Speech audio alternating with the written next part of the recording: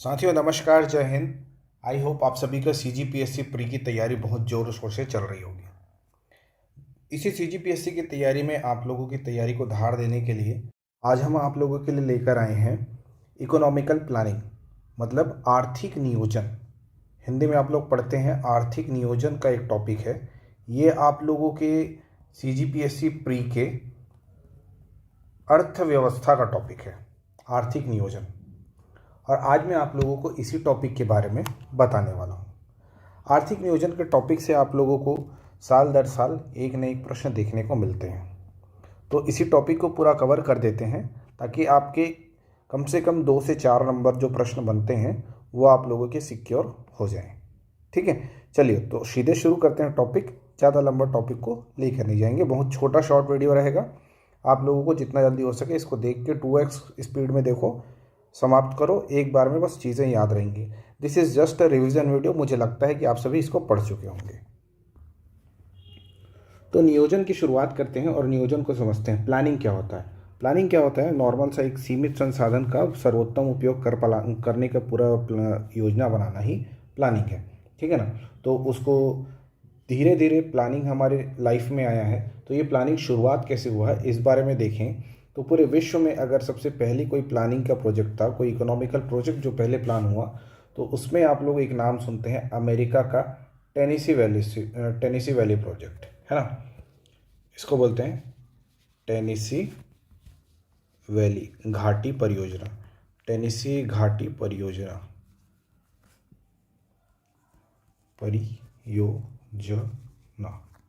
ठीक है।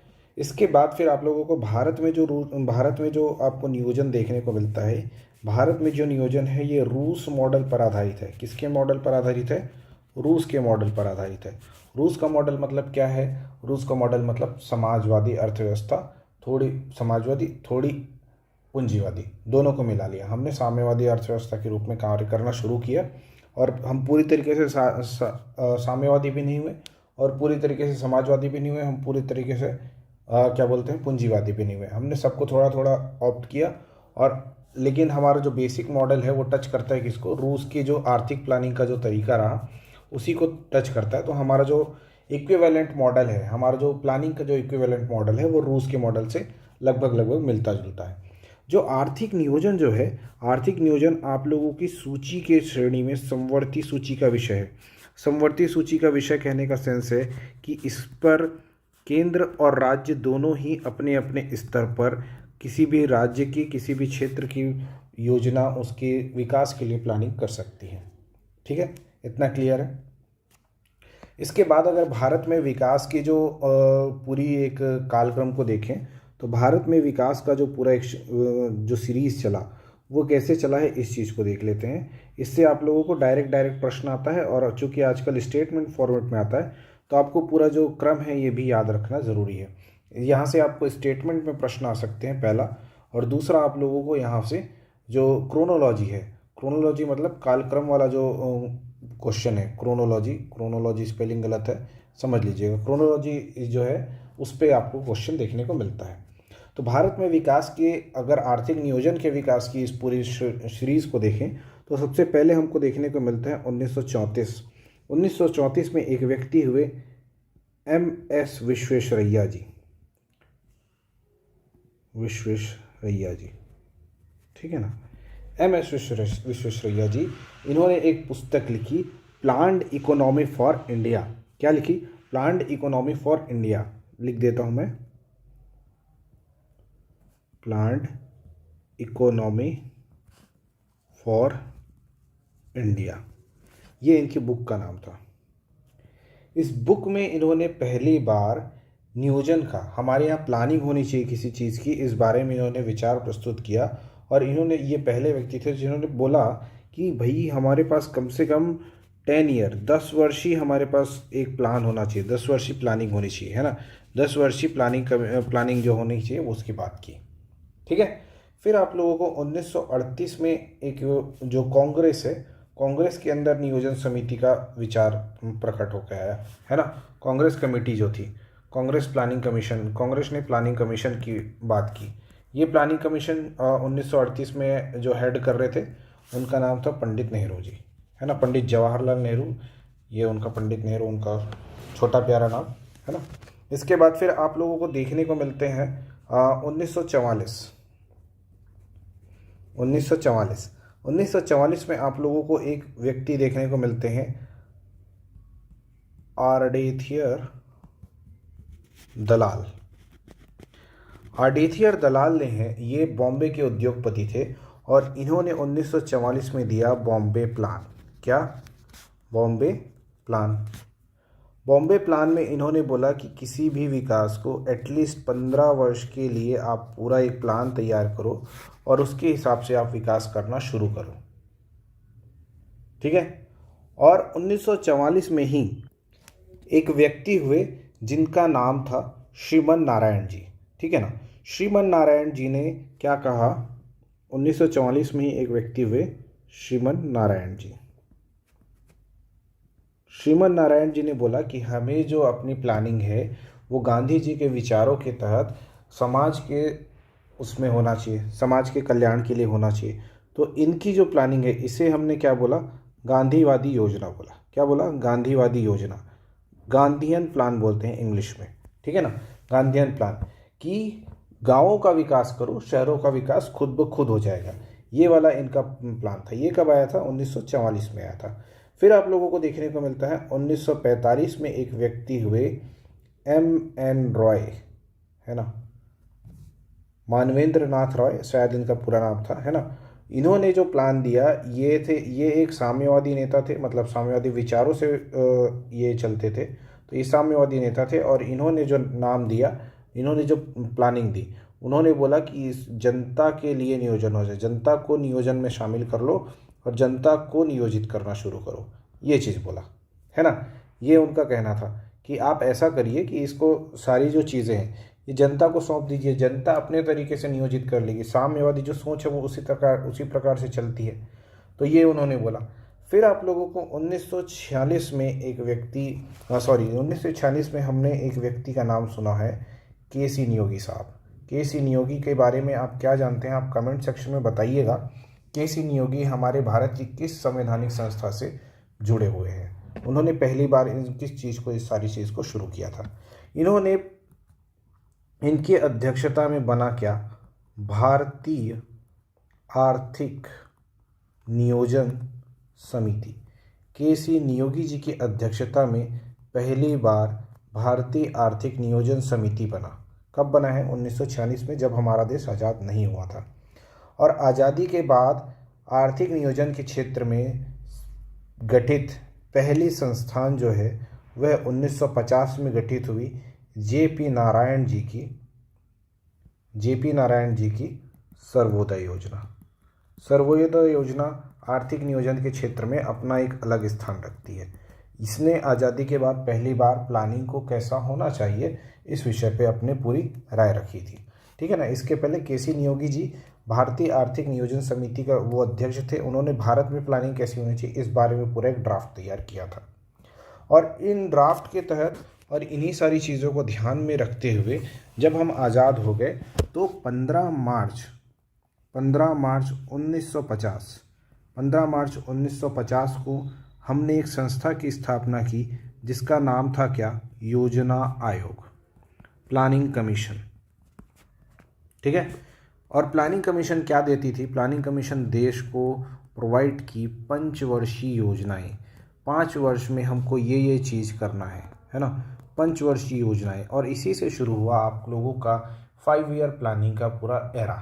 5 year planning का एरा आप लोगों का चला पूरा 1951 से लेके 2017 तक। कब तक? 1951 से लेके 2017 तक। भारत देश में आज जो भी विकास देखने को मिला है इसमें बहुत सारा जो योगदान है वो 5 ईयर प्लानिंग की हमारे जो विज़न है उनको टच करते करते में आज हम इस मुकाम पर हैं, है ना।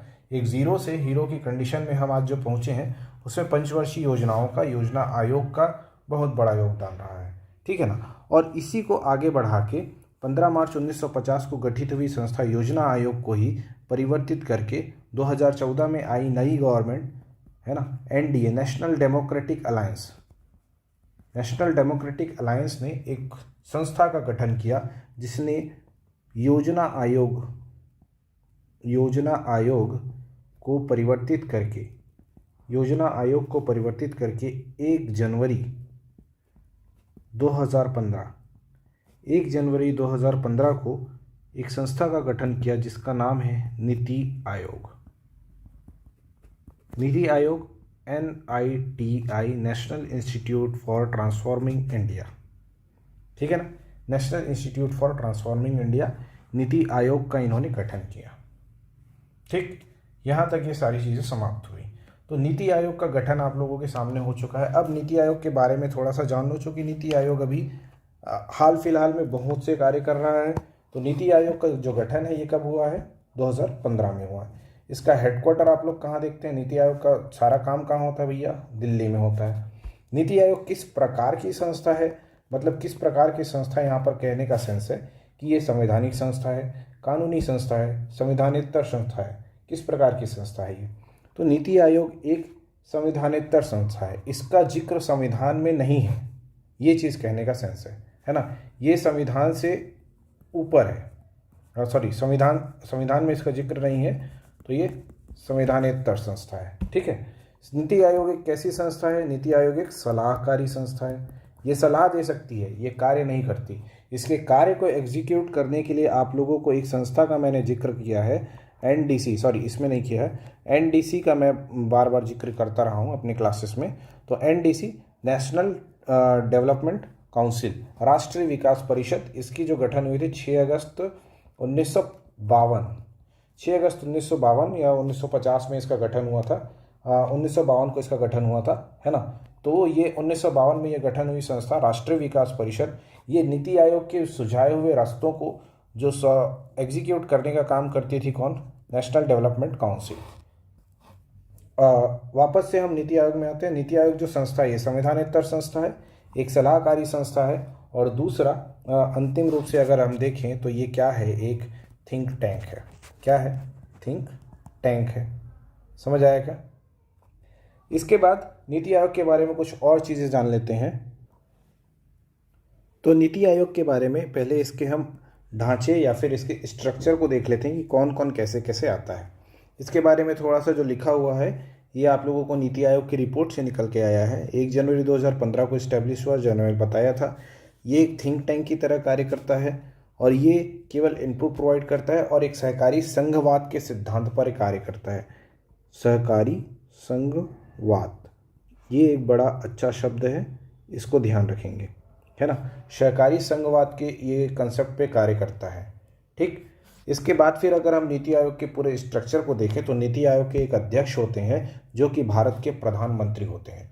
ये 31 दिसंबर 2022 की स्थिति का आप लोगों के सामने एक स्ट्रक्चर है, ठीक है ना। तो 31 दिसंबर 2022 की स्थिति में नीति आयोग के अध्यक्ष थे भारत के प्रधानमंत्री माननीय श्री नरेंद्र मोदी जी, ठीक है ना। इसके उपाध्यक्ष हैं श्री सुमन बेरी जी, और इसके 4 पूर्णकालिक सदस्य हैं। आरंभिक में इसके 3 पूर्णकालिक सदस्य थे, वर्तमान में 4 पूर्णकालिक सदस्य हैं। एक है VK सारस्वत जी, एक है प्रोफेसर रमेश चंद्र जी, एक है VK पॉल जी, और एक है डॉक्टर अरविंद चिरमानी जी, ठीक है ना। सभी अपने अपने क्षेत्र के विशेषज्ञ हैं, इसीलिए इन्हें यहाँ पर पूर्णकालिक सदस्य के रूप में रखा गया है। इसके आगे अगर हम इस नीति आयोग की और बात करें तो नीति आयोग में पदेन सदस्य के रूप में 4 जो मंत्री हैं, ये 4 मंत्री वहाँ पे नीति आयोग के पदेन सदस्य हैं। कौन है? भारत के रक्षा मंत्री, भारत के गृह मंत्री, भारत के वित्त मंत्री और भारत के कृषि मंत्री।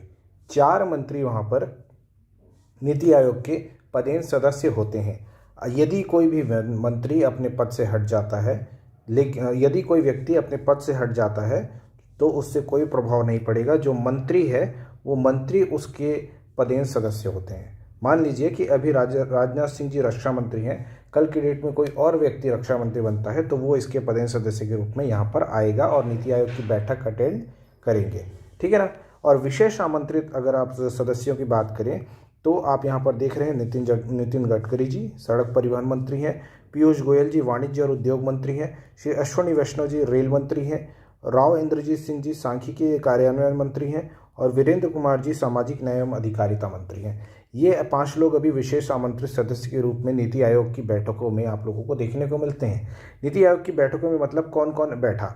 सबसे पहले PM बैठे, फिर आप लोगों को नीति आयोग के वाइस प्रेसिडेंट देखे सुमन बेरी जी।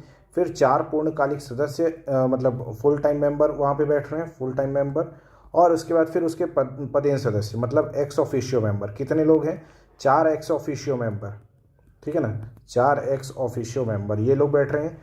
और विशेष आमंत्रित सदस्य ये 5 लोग, ये 5 बैठ रहे हैं, 5 मेंबर, इनवाइटेड मेंबर। इसके साथ साथ प्रधानमंत्री, वाइस प्रेसिडेंट, 1 2 4 यहाँ, 4 यहाँ, 5 यहाँ, 5 4 9 4 13 14 15 लोग केंद्र से ही वहाँ पे बैठ रहे हैं, है ना, 15 लोग केंद्र से ही वहाँ पे बैठ रहे हैं। और शेष जितने भी गवर्निंग बॉडी है, अब गवर्निंग बॉडी में कौन कौन होगा इस चीज़ को भी देखेंगे, इस चीज़ को भी देख लेते हैं। उसके पहले ये नियुक्ति देख लेते हैं, है ना। नियुक्ति में यहाँ पर आप लोगों को दिखा है 2022-23 के दौरान राजीव कुमार जी ने पद त्यागा और सुमन के बेरी जी उपाध्यक्ष हैं, ठीक है ना। इसके अलावा परमेश्वरन अय्यर जी अमिताभ कांत जी के बाद क्या हुए हैं? सीईओ हुए हैं। लेकिन अभी परमेश्वरन अय्यर जी चेंज हो चुके हैं, अभी यहाँ पे BVR सुब्रमण्यम सर, ठीक है ना, BVR सुब्रमण्यम सर अभी नीति आयोग के क्या हैं? CEO हैं। क्या बोलते हैं जी? CEO, चीफ एग्जीक्यूटिव ऑफिसर, मुख्य कार्यपालन अधिकारी। मुख्य कार्यपालन अधिकारी कौन है भाई? BVR सुब्रमण्यम जी, याद रखेंगे। BVR सुब्रमण्यम जी इसके चतुर्थ क्रम के क्या हैं? कार्यकारी अधिकारी हैं, जो मुख्य कार्यपालन अधिकारी हैं। इसके जो पहले जो वो थे वो कौन थे? सिंधु श्री खुल्लर जी। सिंधु श्री खुल्लर इसके पहले CEO थे। इनके बारे में कोई नहीं जानता है, सिंधु श्री खुल्लर जी। फिर आप लोगों को देखने को मिले कौन? हमारे क्या नाम था इनका? फिर हमारे अमिताभ कांत जी। फिर आप लोगों को परमेश्वरन अय्यर जी। और उसके बाद फिर अमिताभ कांत जी, अय्यर जी। उसके बाद फिर आप लोगों को कौन दिख रहे हैं? BVR सुब्रमण्यम जी। 4 इसके CEO हुए हैं अभी तक में, ठीक है ना, ये ध्यान रखिए। अध्यक्ष शुरू से यही चले आ रहे हैं हमारे नरेंद्र मोदी जी। ये इतनी नियुक्तियां अभी आप लोगों को ध्यान में रखनी है। एक नियुक्ति किसकी हुई? चतुर्थ पूर्णकालिक जो सदस्य हैं डॉक्टर अरविंद चिरमानी जी, ये नीति आयोग के पूर्णकालिक सदस्य के रूप में इन्होंने पदभार ग्रहण किया हुआ है, ठीक है ना। तो ये आप लोगों की नियुक्ति है। इसके बाद फिर मैं इसके गवर्निंग बॉडी की बात कर रहा था। गवर्निंग बॉडी में अगर आप देखें तो शासी परिषद, जिसमें सभी राज्यों और विधानसभा वाले संघ राज्य क्षेत्रों के मुख्यमंत्री CM और संघ राज्य क्षेत्रों के उपराज्यपाल लेफ्टिनेंट गवर्नर जिसको बोलते हैं, है ना, ये चीज़, ये लोग आप लोगों को क्या करेंगे? पद को धारण करेंगे, ठीक है ना। मंत्रिमंडलीय सचिवालय द्वारा एक अधिसूचना के माध्यम से इनको शासी परिषद में गठन किया गया है। तो शासी परिषद में कौन कौन आएगा? सारे राज्यों के CM और जितने भी लोग हैं, जितने भी राज्यों के लेफ्टिनेंट हैं, जितने भी राज्यों में संघ राज्य क्षेत्र है वहाँ के लेफ्टिनेंट, वो लोग आएंगे, लेफ्टिनेंट गवर्नर लोग, ठीक है। अब इसके बाद फिर आप अभी तक 2022 तक यहाँ पे 7 बैठकों का जिक्र है। लेकिन इसके बाद फिर अगर आप देखेंगे तो 2008वीं बैठक का जो आयोजन है ये 25 मई की आपको रिपोर्ट दिख रही है PIB की। 27 मई 2023 को आप लोगों को किस थीम पर आयोजित हुआ है? विकसित भारत एट 2017 टीम इंडिया की भूमिका, इस विषय पर शासी परिषद की 8वीं बैठक का आयोजन किया गया, ठीक है ना। इस विषय पर क्या हुआ? 8वीं बैठक का आयोजन हुआ है। तो ये चीज़ आप लोगों के लिए करंट के लिहाज से इम्पॉर्टेंट था। अब इसके आगे आप लोगों को जो भी चीज़ें देखनी है उसमें नीति आयोग के आगे का जो कंसेप्ट है, पंचवर्षीय योजनाओं का जो पूरा काल है वो पूरा देखना है। तो वो मैं आने वाले वीडियो में आप लोगों को बता दूंगा। फिलहाल ये आप लोगों के लिए इम्पॉर्टेंट था, तो इसको ध्यान रखिए और अच्छे से तैयारी करते रहिए। मिलेंगे अगले वीडियो में, तब तक के लिए धन्यवाद। जय हिंद।